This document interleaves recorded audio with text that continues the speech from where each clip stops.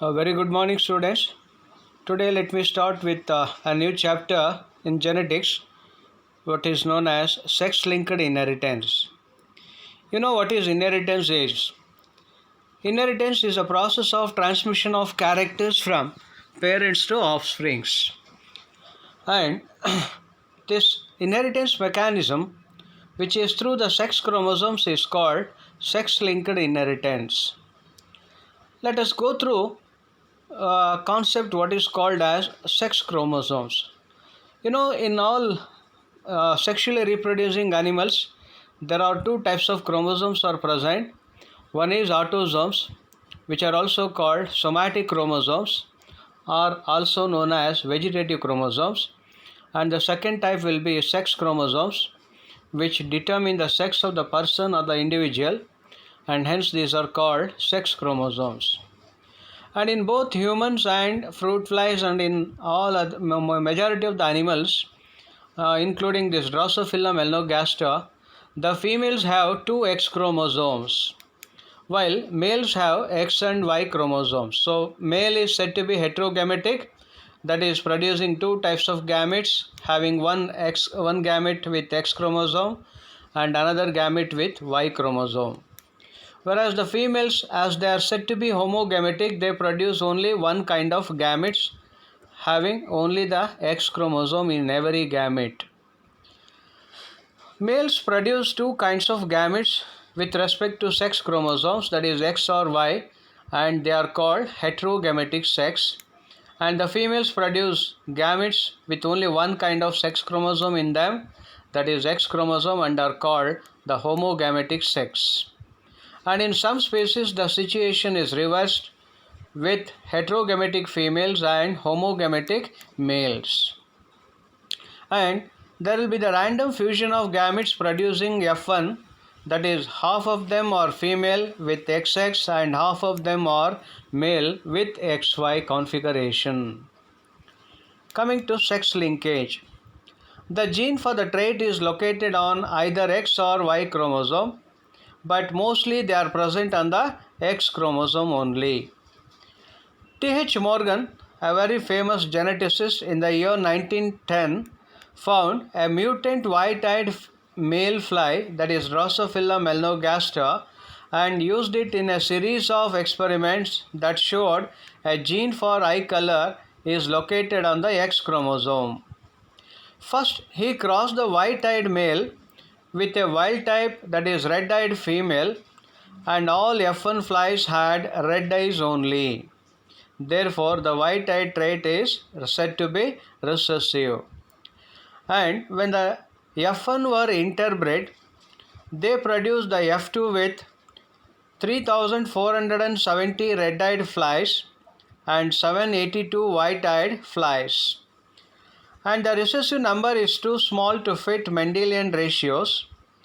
The explanation discovered later is that white-eyed flies have lower viability. That means they will not survive for long time. And all of the F2 white-eyed flies were males only. So this was the experimental result obtained by T.H. Morgan in his research laboratory.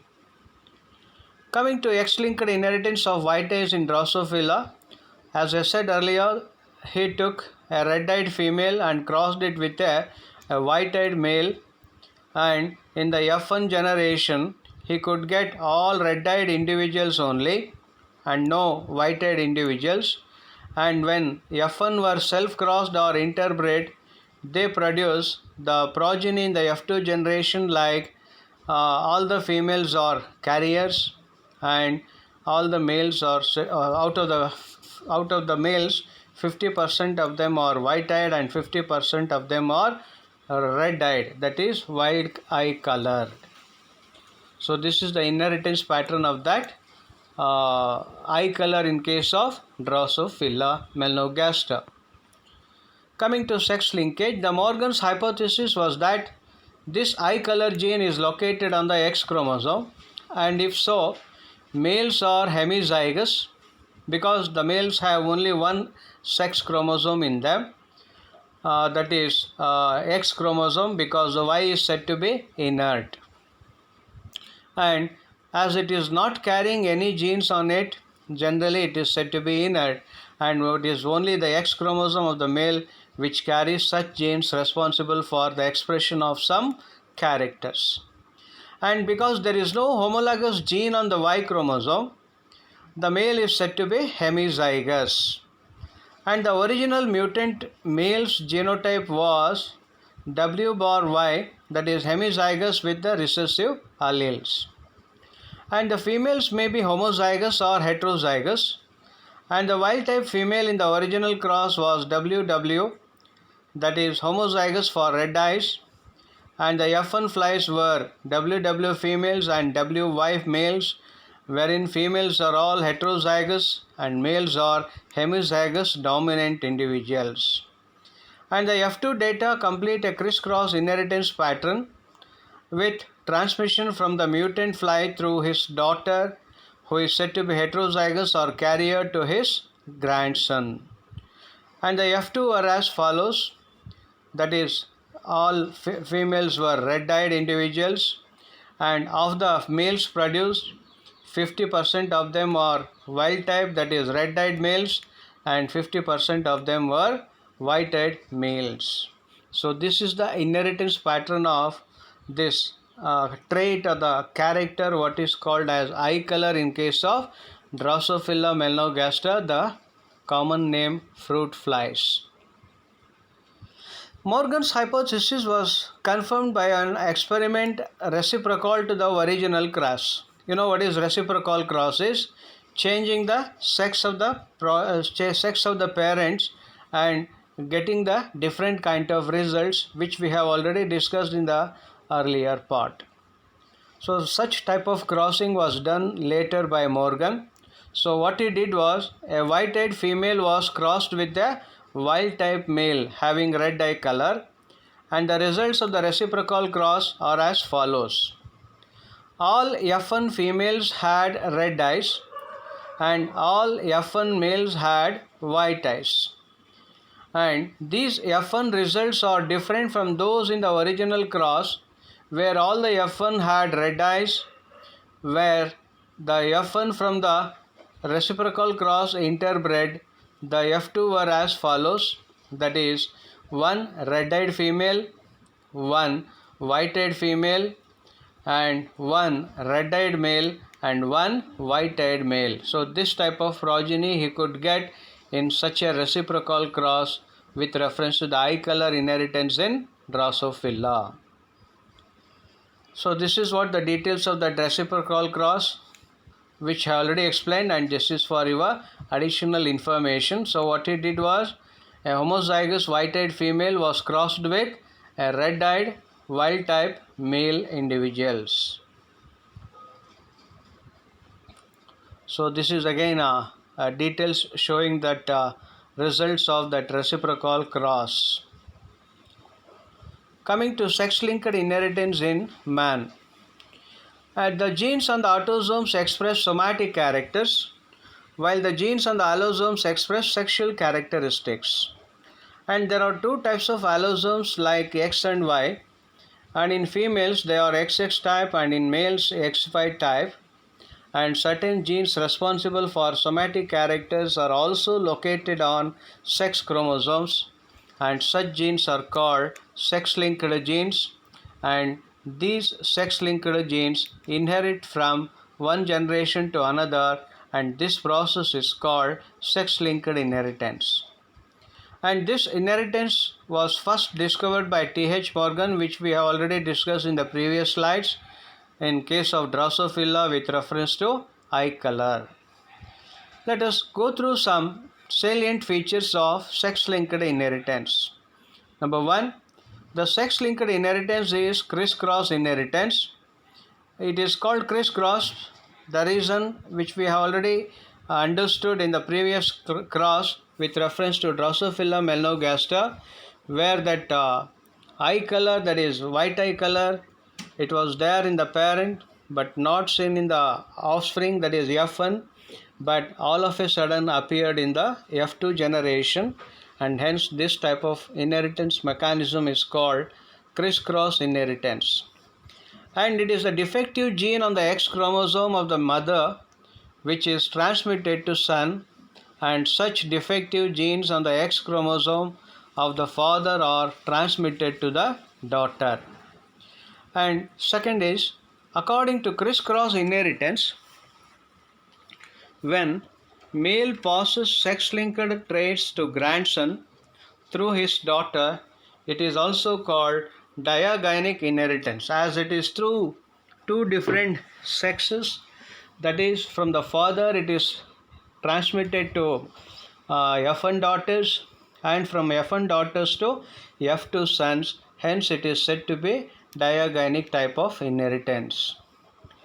And the female offsprings receive the trait of the grandmother through her father, and hence this type of crisscross inheritance is also called diandric inheritance. So it is called as diagenic as well as diandric inheritance depending upon the parents that is considered for the cross. Most of the sex-linked traits are recessive in nature because it is produced due to some recessive mutations of the genes which are present on the sex chromosomes.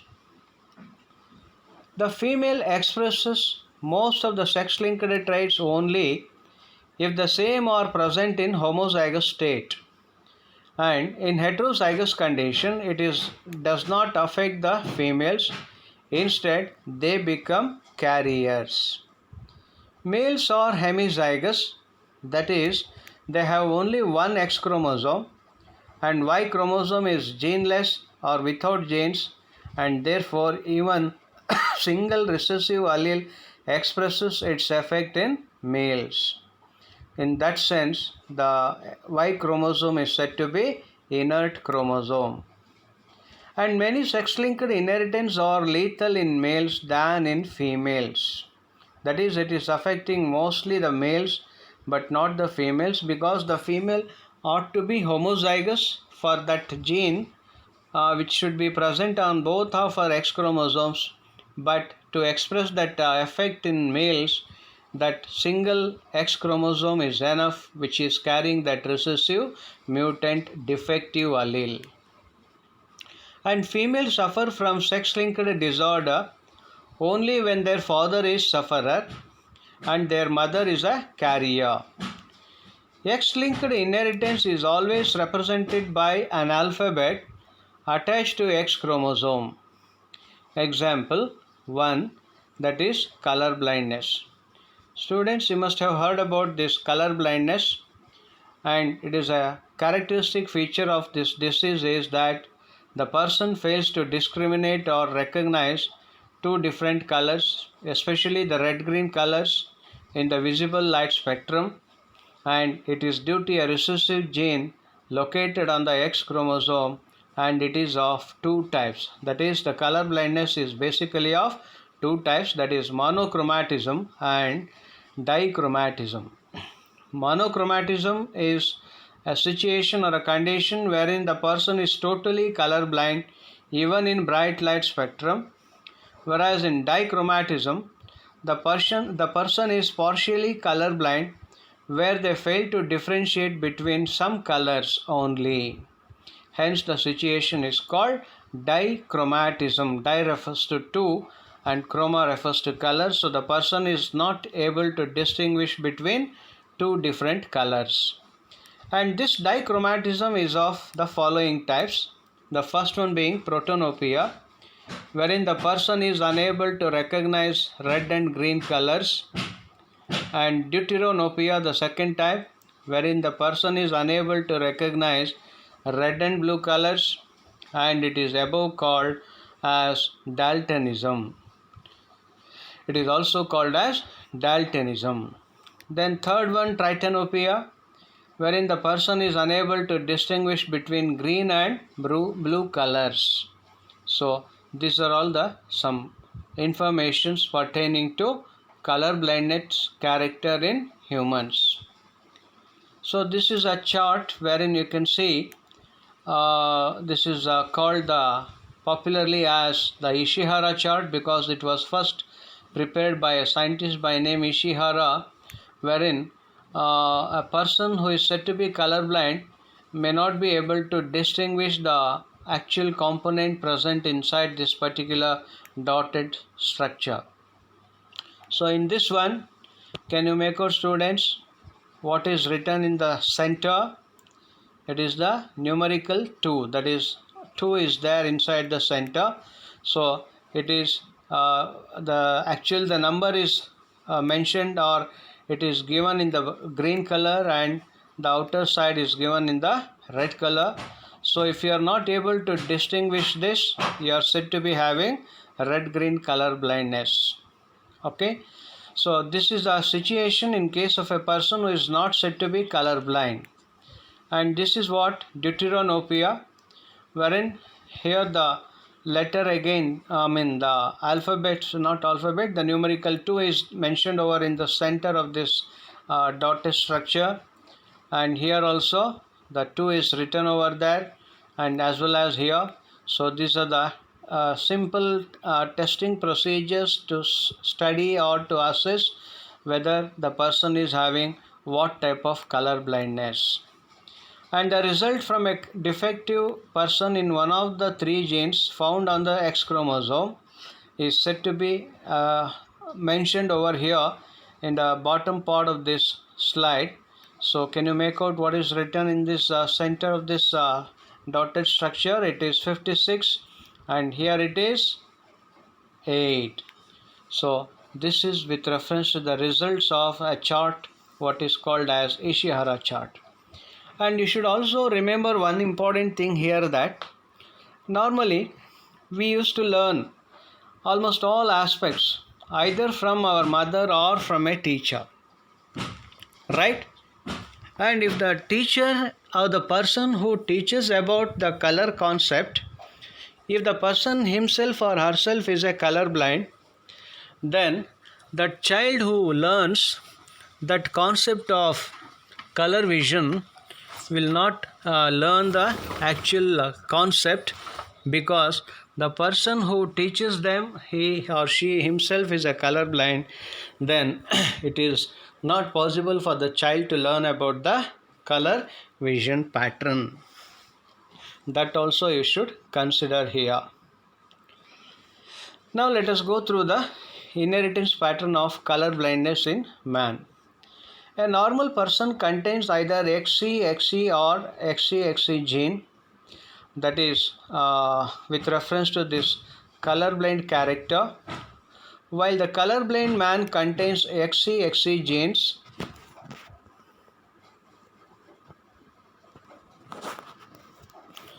The inheritance pattern of color blindness, as it is already mentioned over here, and usually men suffer more from this disease than women because of the hemizygous nature, and this gene follows crisscross inheritance or skip generation pattern during its transmission.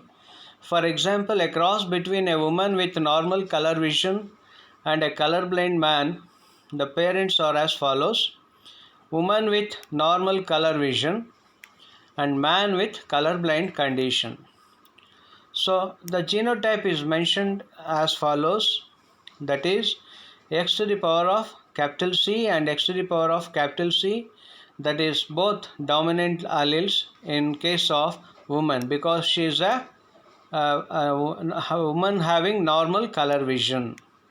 Whereas in case of man, that single X chromosome of the man carries that recessive mutant allele, that is small c, which is responsible for color blindness. So when such parents are when such parents are mated, the gametes of them will produce the F1 generation like this, that is in F1 generation all males and females, or all sons and daughters, are all normal visioned individuals only, but the females are said to be carriers. She is said to be carrier because she carries that recessive mutant allele on one of her X chromosome only, and she is not going to be affected in any way with reference to color vision. Hence she is said to be carrier. Whereas in case of male, as that males receive that dominant allele for that color vision, so the males are not going to be affected with reference to color vision. So all males of the F1 generation are normal individuals only, that is having normal color vision. And sorry, when such F1 individuals were interbred, that is a normal female carrier, when she is mated with a normal male, in the F2 generation, they produce one normal female, one normal male, and one normal female but a carrier, and one colorblind son. The grandson is going to be produced, or one male which is said to be colorblind is going to be produced in the F2 generation. So in the previous slide, I have told you one thing, that this type of inheritance pattern is called crisscross inheritance. The reason being, this recessive mutant allele present on the X chromosome of the male, it will be passed to the F1 female, and from F1 female, that gene is transferred to the other individual who is said to be male, only one of that male, and that is why this type of inheritance pattern is called crisscross, that is from father to daughter and from daughter to grandson. Hence the mechanism is called crisscross inheritance or zigzag inheritance. This is another slide showing you the details of this inheritance of X-linked recessive allele. So this will be the unaffected father and carrier mother. If there is a marriage between such parents, they will produce the progeny like this: unaffected son, carrier daughter, affected son, and unaffected daughter. So this type of inheritance is there when the parents are like this, that is normal father, the normal male, and a carrier female. On the other hand, when a reciprocal cross is done, that is affected father and unaffected mother, the progeny produced by them will be unaffected son, carrier daughter, unaffected son, and carrier daughter, and no individual is said to be color blind here if the parents are affected father and unaffected mother. So this will be the pattern of inheritance with reference to X-linked recessive alleles of the genes. And the possible inheritance of color blindness allele is also being shown here in this slide, where you see that the mother is a carrier and father is having a normal vision, the same thing which has been shown already in the previous slide. And as the mother is carrier, she is said to be heterozygous, wherein one X chromosome is carrying dominant allele, another X chromosome is carrying recessive allele. And in case of father, the male, as the father is said to be having normal vision, that single X chromosome carries that dominant allele for the color vision. So the male is producing two types of gametes, again the female is producing two types of gametes. And one thing you should observe here is that the male is usually represented in the form of a symbol, that is square symbol, and the female is shown in circle symbol or the round symbol. And the affected individual is being shaded with blue color here. So this is what the inheritance pattern, again with reference to color vision character. Now coming to hemophilia, it is another sex-linked recessive inheritance pattern that is there in humans. You know, this hemophilia is also called bleeder's disease, which is characterized by delayed blood clotting, and this is because of the absence of anti-hemophilic globulin, which plays an important role in blood clotting. And in normal person, the blood clots in about 2 to 8 minutes, but in hemophilic patients, clotting is delayed for 20 minutes to 24 hours. Hence, they bleed continuously from the wounded regions, and sometimes it proves to be fatal or detrimental also. This disease was first noticed in the royal families of England, that is in Queen Victoria, was also affected by this disease, and it was transmitted to her descendants. Hence, this disease is common among the royal families of Queen Victoria, and so it is also called as royal disease. You know that in the earlier days, the marriages used to happen between the members of two royal families only. But nowadays, you know, such practice is not always practiced, and there are different other patterns of marriages are being taken place. So that is why this disease was earlier referred to as royal disease. And it is a sex-linked recessive character which is caused by a recessive gene represented as small h, and normal condition is due to dominant gene, that is capital H condition, which is said to be a wild type character, sorry, gene. So causes of hemophilia, by mistake it is typed here as hephilia, it should be hemophilia. If the father is without hemophilia and the mother is carrier, and they will produce the progeny like this, that is son without hemophilia, daughter with carrier condition but not affected, and son with hemophilia and daughter without carrying that gene, recessive gene on any of her X chromosomes, so she is said to be absolutely normal individual. And when such a cross is being made reciprocal, that is in case of a reciprocal cross wherein the father had hemophilia and the mother is not a carrier but she is a perfect normal woman, and if there is a marriage like this, they will produce two sons who are said to be absolutely normal, and they will produce two daughters who are said to be carriers. So this is another pattern of inheritance. Now let us quickly go through the types of hemophilia. Hemophilia A, which is because of the absence of or the deficiency of factor VIII, and it is said to be X-linked recessive. Then hemophilia B, it is because of the absence of the factor IX, and it is also X-linked recessive inheritance.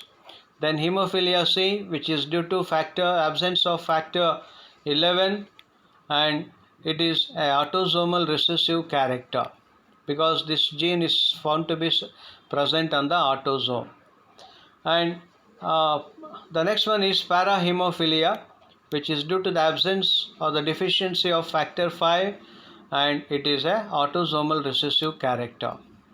Now let us quickly go through the signs and symptoms of hemophilia. It is perpetuated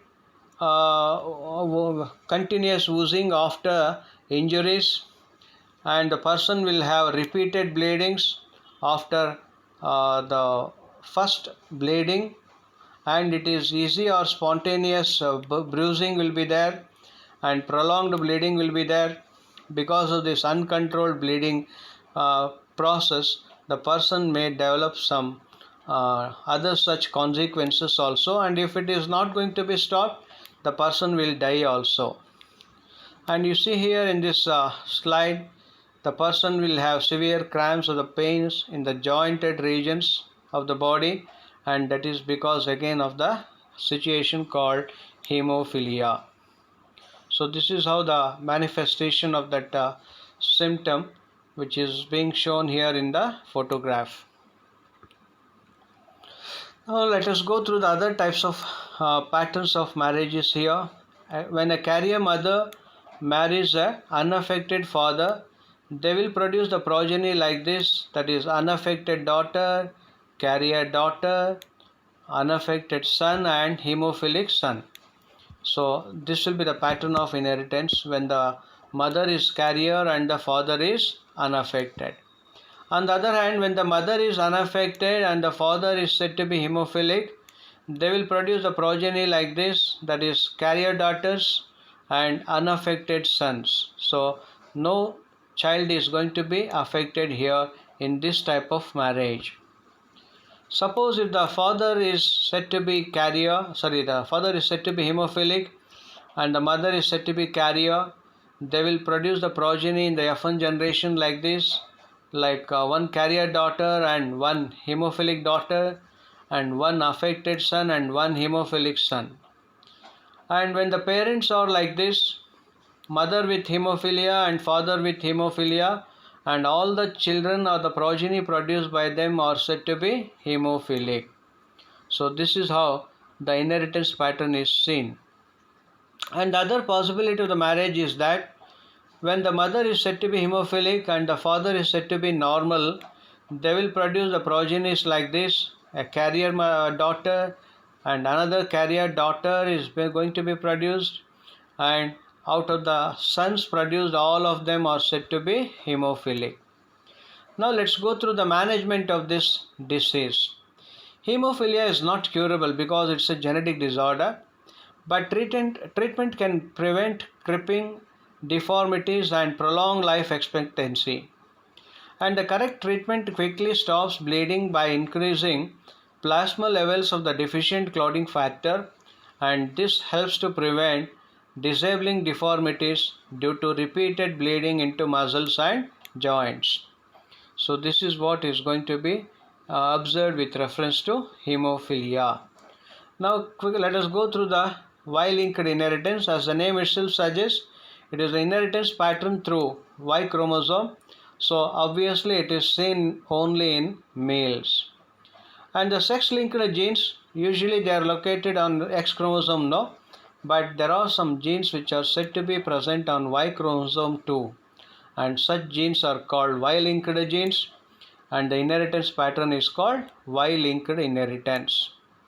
The Y-linked genes are confined to males only, quite obvious, and hence they are called as Hollandric genes also.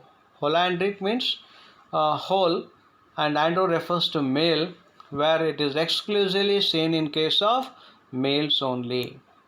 And these genes are transmitted directly from father to the son, and their mode of inheritance is called Y-linked inheritance. The best example is hypertrichosis and ichthyosis hysterix, etc. So here is an example that is being shown to you to understand the inheritance pattern of these Y-linked genes. So this is said to be an affected father, and this is an unaffected mother. And when marriage is taken place between these two kind of parents, in the next generation or in F2 generation also, they will produce the progeny like this. That is, always that gene is passed down only to males, because it is a gene which was originally seen in the Y chromosome of the parental generation. So in spite of many generations, that gene is successfully passed on to Y chromosome only. So it is affecting only the males but not the females. Students, you all must have seen that some males, especially in the late age, you must have observed the presence of some hairy growth on the pinna, that is external ear. So that situation is actually called hypertrichosis. The inheritance pattern of hypertrichosis is again shown here. As I said, it is a Y-linked inheritance passed on from father to sons, and hence it is called Hollandric, and this trait is characterized by stiff hairy growth on the external ear pinna. So when a normal woman marries a hypertrichosis man, the genotype of the parents are as follows: XX and XY here, which is carrying that recessive mutant allele, and the gametes are like this: males, females producing only one type of gametes having only X chromosome, whereas the males are producing two types of gametes, that is one with X and one with Y chromosome carrying that recessive allele. And in the F1 generation, all daughters are said to be normal and all sons are said to be having this disorder or the situation called hypertrichosis. So this is all about